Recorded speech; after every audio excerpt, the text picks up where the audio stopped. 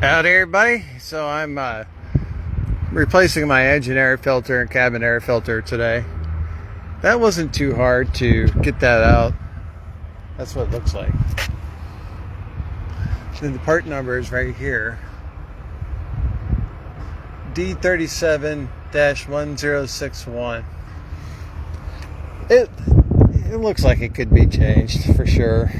I went to Peterbilt and asked them for engine air filter to cabin air filter. They came back with a price of like $450. I'm like, yeah, that's okay. I'll do some comparison shopping. So here's the cabin air filter. So it slides like that.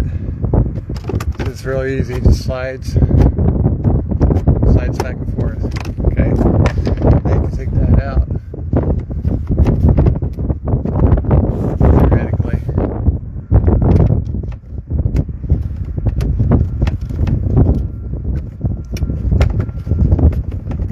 That would slide out. I think there's two parts to it. So I think what we'll do is some comparison shopping. We'll go over to Fleetguard. I think I can get this cabin air filter for less than $20 at Fleetguard. And Peterbilt was going to charge $48 for this filter. So we'll work on getting that out. And then I think I can get an engine air filter for around $100 from Fleetguard, and Peterbilt wanted $350 or more.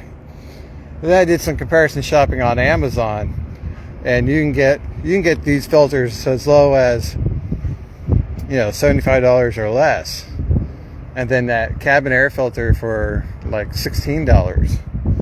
So just by doing some comparison shopping, you could save yourself a lot of money.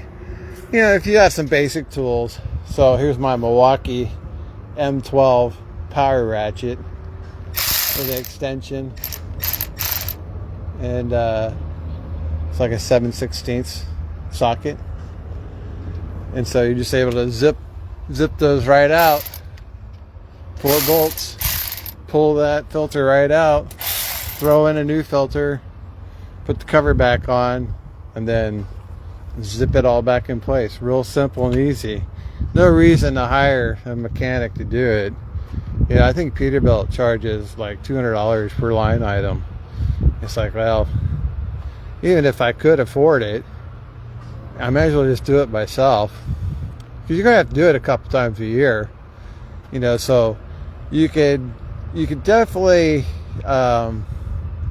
save yourself on parts and labor, and truthfully, it's kind of relaxing and enjoyable to do some of this stuff on your own, and don't always be dependent on the dealership to make the smallest repairs.